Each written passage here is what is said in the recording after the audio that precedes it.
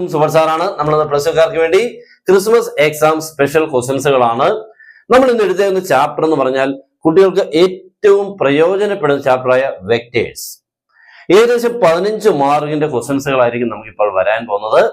വളരെ ഈസി ആയിട്ട് നേടാൻ പറ്റുന്നത് മീൻസ് ഏതൊരു കുട്ടിക്കും ഒരു എക്സാം എടുക്കുമ്പോൾ പഠിച്ചു തീർക്കാൻ പറ്റുന്നതും ചെയ്താൽ ഒരുവിധം മാർക്ക് കിട്ടുന്നതുമായിട്ടുള്ള ചാപ്റ്ററാണ്. അപ്പൊ ഇവരിൽ നിന്നും നമുക്ക് ഏകദേശം ഏതൊക്കെയാണ് വരുന്ന ക്വസ്റ്റൻസുകൾ എന്നുള്ളതാണ് കാണിക്കാൻ പോകുന്നത്. നമ്മുടെ ക്ലാസ്സുകൾ ഇങ്ങനെ വന്നുകൊണ്ടിരിക്കും, എല്ലാവരും ഫോളോ ചെയ്തോണം. നിങ്ങൾക്ക് എക്സാമിന് വേണ്ട കാര്യങ്ങളെല്ലാം ലേറ്റസ്റ്റ് ആയിട്ടുള്ള ന്യൂസുകളും കാര്യങ്ങളും എല്ലാം നമ്മുടെ ഈ ചാനലിൽ കൂടെ വന്നുകൊണ്ടിരിക്കും. പിന്നെ മാക്സിമം നിങ്ങളുടെ ഫ്രണ്ട്സിനോട് എല്ലാവരും ഒന്ന് ഷെയർ ചെയ്തേക്കണം. ഓക്കെ, നമുക്ക് ഒന്നാമത്തെ ചോദ്യം എന്ന് പറഞ്ഞാൽ നോക്കിക്കേ, ഒരു വെക്ടർ തന്നിട്ട് അതിന്റെ മോഡുലസ് കണ്ടുപിടിക്കാൻ എല്ലാവരും പഠിച്ചോണം കേട്ടോ. മോഡുലസ് എന്ന് പറഞ്ഞാൽ ഇതിനൊരു കോമൺ ആയിട്ടുള്ള ഏറ്റവും ഇമ്പോർട്ടൻ്റ് ആയിട്ട് ഒരു ഓപ്പറേഷൻ ആണ്. ഒരു വെക്ടറിന്റെ നീളം കണ്ടുപിടിക്കാം, മാഗ്നിറ്റ്യൂഡ് എന്നാണ് അതിന്റെ പേര്. ഓക്കെ, അപ്പൊ എ ഈസിക്കൽ ഇപ്പൊ 2i - 3j + 6k അങ്ങനെയാണ് അതിന്റെ ഏതാണ്ട് മോഡുലസ് എന്ന് പറഞ്ഞാൽ √ഓഫ് എന്നാണ് കേട്ടോ. ഏത് വെക്ടറിന്റെയും മോഡുലസ് ക്യാൻ ബി √ഓഫ്. എന്നിട്ട് ഈ i a j ഒക്കെ ഉണ്ട് മോനെ, ഐയുടെ കൂടെ 2 അല്ലയോ, അതിന്റെ സ്ക്വയർ ഒക്കെ എഴുതണേ, പ്ലസ് ഇട്ടേക്കണം. അടുത്ത് കണ്ടോ മൈനസ് എന്ന് കണ്ട് നിങ്ങളെ കണ്ടോ മിക്കവാറും മൈനസ് കണ്ടുകൊണ്ട് ഓരോരുത്തർ മൈനസ് ഇടും. ഒരിക്കലും മൈനസ് ഇടരുത്. -3യുടെ സ്ക്വയർ ആണ് വരുന്നത്, അപ്പൊ 9 ആണ്. 6ന്റെ സ്ക്വയർ എത്ര മോനെ? 36. √49 ആൻസർ ആരെ കിട്ടുമോനെ? 7. 36 4 49 49. ഇതിങ്ങനെ പഠിച്ചോണം ഒരു വെക്ടറിന്റെ മോഡുലസ് കണ്ടുപിടിക്കാൻ. ഓക്കെ, ഇനി നമുക്ക് നെക്സ്റ്റ് പഠിക്കേണ്ടത് ഡോട്ട്, പിന്നെന്താണ് ക്രോസ്. ഈ 3 ഓപ്പറേഷൻസുകൾ പഠിച്ചുകൊണ്ട് വേണം ഈ ചാപ്റ്ററിന് നിങ്ങൾ നേരിടാൻ. ഓക്കെ, ഇത് പിന്നെ രണ്ടാമത് നമുക്ക് ഇതിനുള്ളിൽ പഠിച്ചിരിക്കേണ്ടത് 3 പോയിന്റ്സുകളെ തരുമേ. എ തരും, ബി തരും, സി തരും. ഈ 3 പോയിന്റ്സിനെ തന്നിട്ട് ഈ 3 പോയിന്റ്സുകൾ ജോയിൻ ചെയ്യുമ്പോൾ കിട്ടുന്ന ട്രയാങ്കിള് റൈറ്റ് ട്രയാങ്കിൾ ആണെന്ന് ഷോ ചെയ്യാൻ ചോദിക്കും. വളരെ ഇമ്പോർട്ടന്റ് ആയിട്ടുള്ള കാര്യമാണ്. റൈറ്റ് ട്രയാങ്കിൾ ആണ്. അപ്പൊ നമുക്ക് ഇവിടെ 1 - 1 3 എന്നൊക്കെ പറഞ്ഞ് ഇങ്ങനെ വരും കേട്ടോ. 3 പോയിന്റ്സുകളായിരിക്കും. അപ്പം എക്സാം ചോദിക്കുന്നത് എങ്ങനെയാണ്? Show that these points are the vertices of a right triangle using vector method. അപ്പൊ നമുക്ക് വേറെ 3D മെത്തേഡ് ഒക്കെ ഉണ്ട്, പക്ഷെ നമ്മൾ വെക്ടർ മെത്തേഡിൽ കൂടെ തന്നെ ചെയ്യണം, എക്സാമിൽ ചോദിക്കും. അപ്പൊ നിങ്ങൾ ചെയ്യേണ്ടത് എ ബി എന്ന് പറയുന്ന വെക്ടറിനെ കണ്ടുപിടിക്കണം. എയും ബിയും തമ്മിൽ ജോയിൻ ചെയ്താൽ കിട്ടുന്ന വെക്ടർ. നെക്സ്റ്റ് നിങ്ങൾ ചെയ്യേണ്ടത് ബി സി എന്ന് പറഞ്ഞ വെക്ടർ, മൂന്നാമത് ആരമനെ A C, A B B C A C, ഈ 3 വെക്ടേഴ്സുകളെ ഫസ്റ്റ് ഫോം ചെയ്യണം. എ ബിയെ കണ്ടുപിടിക്കണമെങ്കിൽ ഫോർമുല ഒ ബി മൈനസ് ആരെന്നാണ് ഒ എ, ബിയിൽ നിന്നും എ മൈനസ് ചെയ്തുകൊണ്ട് വെക്ടർ.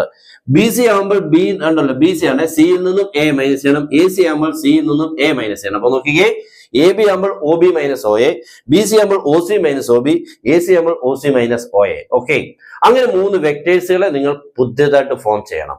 എന്നിട്ട് ഇതിന്റെ എല്ലാം മോഡുലസുകളെ കണ്ടുപിടിക്കണം. Modulus of vector A B, modulus of vector B C, modulus of vector A C. ഇങ്ങനെ 3 മാഗ്നിറ്റ്യൂഡ്സുകൾ, നീളങ്ങളാ ഏതാ സൈഡ്സുകളുടെ നീളങ്ങൾ. എന്നിട്ട് നിങ്ങളെ പൈതഗോറസ് തിയറം സാറ്റിസ്ഫൈ ചെയ്യുന്നുണ്ടോ എന്ന് നോക്കുക.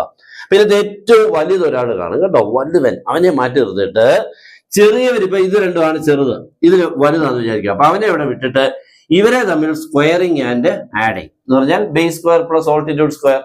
ഇവർ ഏതൊക്കെയാ? അപ്പൊ 3 ഡിസ്റ്റൻസുകളിലെ ചെറുതിനെ 2നെ കണ്ടുപിടിച്ചിട്ട് ആ 2 പേരെ തമ്മിൽ സ്ക്വയറിങ് ആൻഡ് ആഡിങ് നടത്തുമ്പോൾ ഈ വലിയവന്റെ സ്ക്വയറുമായിട്ട് ഇതെന്താവണം മോനെ? ഈക്വൽ ആയി കഴിഞ്ഞാൽ we say that the given points are the vertices of a right triangle. That's all. Okay, അപ്പോൾ വളരെ ഇമ്പോർട്ടന്റ് ആയിട്ട് ചോദിക്കുന്ന മറ്റൊരു ക്വസ്റ്റ്യൻ ഇതാണ് നമ്മുടെ ഫസ്റ്റിലെ. ഓക്കെ, ഇനി നിങ്ങൾക്ക് 1 മാർക്ക് ഇതിനകത്ത് കുറെ ചോദ്യങ്ങൾ ചോദിക്കാം കേട്ടോ. 1 മാർക്ക് അതിപ്പോ അവർക്ക് ഇഷ്ടംപോലെ ചോദിക്കാം കേട്ടോ. നമ്മൾ പഠിച്ചിട്ടുള്ള കാര്യങ്ങളൊക്കെ ആയിരിക്കും, എന്നാലും കൺഫ്യൂഷൻ ഉണ്ടായിരിക്കും. അതുകൊണ്ട് 1 മാർക്കിന്റെ കാര്യങ്ങൾ ഞാനിപ്പോ കൂടുതൽ പറയുന്നില്ല, കാരണം അവർക്ക് ഇഷ്ടംപോലെ ചോദിക്കാം കേട്ടോ. പിന്നെ എക്സാമിന് ചോദിക്കുന്നതാണോ യൂണിറ്റ് വെക്ടറിന്റെ ക്വസ്റ്റൻ കേട്ടോ. യൂണിറ്റ് വളരെ വളരെ ഇമ്പോർട്ടന്റ് ആയിട്ടുള്ള ഒരു ക്വസ്റ്റൻ ആണ്. യൂണിറ്റ് വെക്ടറിനെ കണ്ടുപിടിക്കുക.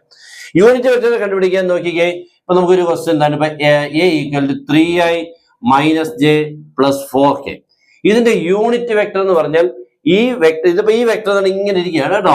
ഇതിനിപ്പം എത്ര, ഇപ്പൊ ഒരു 10 സെന്റിമീറ്റർ നീളമുള്ള വെക്ടർ എന്ന് വിചാരിക്കുക.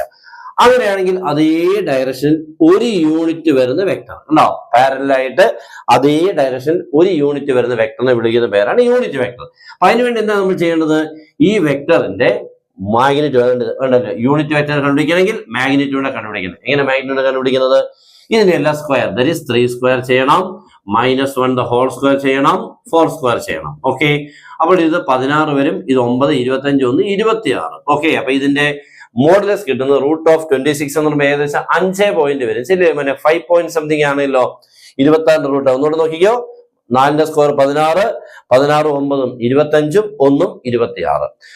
അപ്പൊ നമുക്കിവിടെ വെക്ടർ എന്ന് പറഞ്ഞാൽ ഏകദേശം 5 പോയിന്റ് സംതിങ് വരുന്ന ഒരു വെക്ടറാണ്.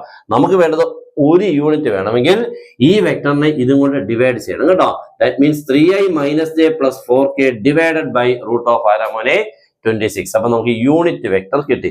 ഇത് എക്സാമിന് വളരെ വളരെ ഇമ്പോർട്ടന്റ് ആയിട്ട് ചോദിക്കുന്ന ഒരെണ്ണമാണ്. നെക്സ്റ്റ് നമുക്ക് 4ാമത് ക്വസ്റ്റ്യൻ ചോദിക്കുന്നത് ഈ direction cosines of a vector കേട്ടോ. Direction cosines of a vector. ഇപ്പൊ 3i + 4j + 6k ഇതിന്റെ ഡയറക്ഷൻ കൊസൈൻസ് ചോദിക്കും. സാധാരണ എപ്പോഴും ചോദിക്കുന്ന ഒരു ക്വസ്റ്റ്യൻ ആണ് കേട്ടോ. അപ്പൊ നമ്മൾ ചെയ്യേണ്ട ഇത്രയേ ഉള്ളൂ. 3 എണ്ണമാണ് ഡയറക്ഷൻ കൊസൈൻസ്, 3 എണ്ണമാണ് കേട്ടോ. L, M, N. Okay, L എന്ന് പറഞ്ഞ് കണ്ടുപിടിക്കാൻ 3/√ ഇതിന്റെ സ്ക്വയർ പ്ലസ് ഇതിന്റെ സ്ക്വയർ പ്ലസ് ഇതിന്റെ സ്ക്വയർ. രണ്ടാമത് M കണ്ടുപിടിക്കാൻ 4/√ ഇതിന്റെ സ്ക്വയർ പ്ലസ് ഇതിന്റെ സ്ക്വയർ പ്ലസ് ഇതിന്റെ സ്ക്വയർ.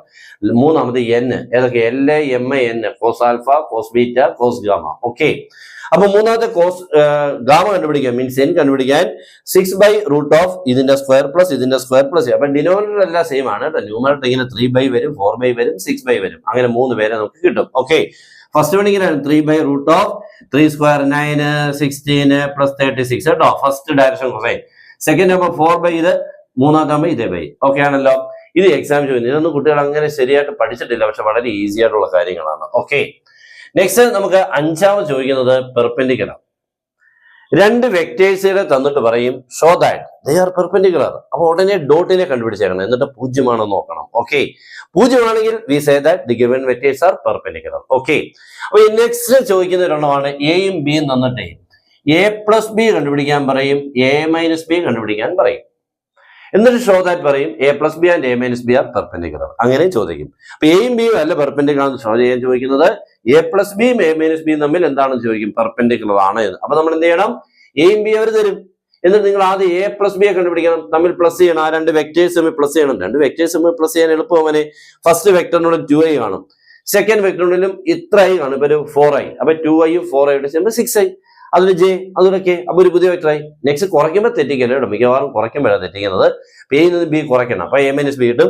എന്നിട്ട് ഇതിന്റെ ഡോട്ട് A + B യുടെ A - B യുടെ ഡോട്ടിനെ കണ്ടുപിടിക്കുമ്പോൾ ആൻസർ ആരെ കിട്ടണം? 0. ഓക്കെ, അതും വളരെ ഇമ്പോർട്ടന്റ് ആണ്.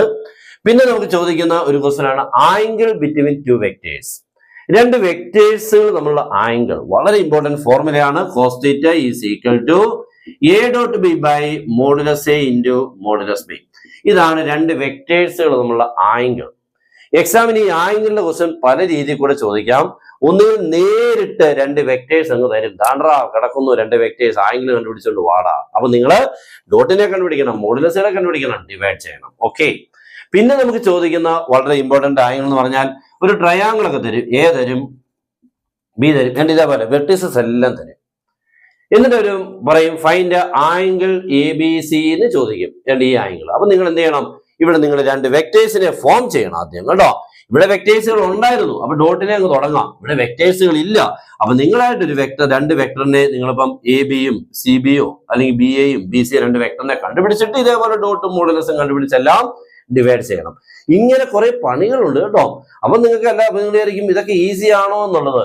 നമുക്ക് പഠിച്ച് കുറച്ചൊക്കെ ആയവർക്ക് ഈസിയാ. തുടങ്ങുന്നവർക്ക് ഇത്തിരി പണിയാണെന്നേ ഉള്ളൂ.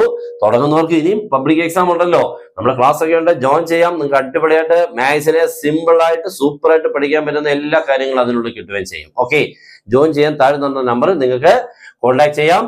അപ്പോൾ ഇങ്ങനെയൊക്കെയുള്ള ക്വസ്റ്റ്യൻസുകളാണ് ഇവിടെ നിന്ന് ചോദിക്കുന്നത്. നെക്സ്റ്റ് ഉറപ്പായിട്ട് ചോദിക്കുന്ന ഒരെണ്ണമാണ് projection. Okay, projection of a vector on another vector കേട്ടോ. അപ്പൊ അവിടെ 2 വെക്ടേഴ്സ് തരും. എന്നിട്ട് പറയും എന്താണ്? Find the projection of A on B. അപ്പൊ നിങ്ങൾ ചെയ്യേണ്ടത് ഡോട്ടിനെ കണ്ടുപിടിക്കണം കേട്ടോ.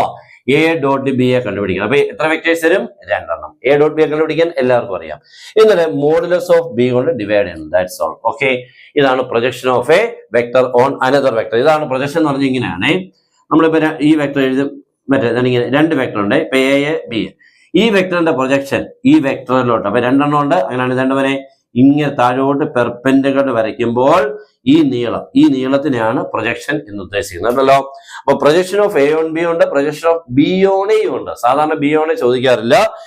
അപ്പൊ നമുക്ക് A ഓൺ B ആണെങ്കിൽ A.B / മോഡുലസ് ബി. അപ്പോൾ ഓൺ ബി എന്ന് വരുമ്പോൾ ബി യുടെ മോഡുലസ് കൊണ്ടാണ് എന്ത് ചെയ്യേണ്ടത്, ഡിവൈഡ് ചെയ്യേണ്ടത്. അതുപോലെ വളരെ ഇമ്പോർട്ടന്റ് ആയിട്ടുള്ള മറ്റ് രണ്ട് ചോദ്യങ്ങളാണ് എക്സാമിന് ഷുവർ ക്വസ്റ്റ്യൻസുകൾ, ന്യൂ ക്വസ്റ്റ്യൻസുകൾ. എക്സാമിന് ഏറ്റവും കൂടുതൽ മാർക്കുള്ള രണ്ട് ചോദ്യങ്ങൾ. ഒന്നാമത്തേത് നമുക്ക് രണ്ട് വെക്ടേഴ്സിനെ തരും. ഓക്കെ, രണ്ട് വെക്ടേഴ്സിനെ തന്നിട്ട് അതിന്റെ സമ്മിനെ കണ്ടുപിടിക്കാൻ പറയും. അപ്പൊ ഒന്നാമത്തെ പാർട്ടായിട്ടായിരിക്കും ഫൈൻഡ് എ പ്ലസ് ബി.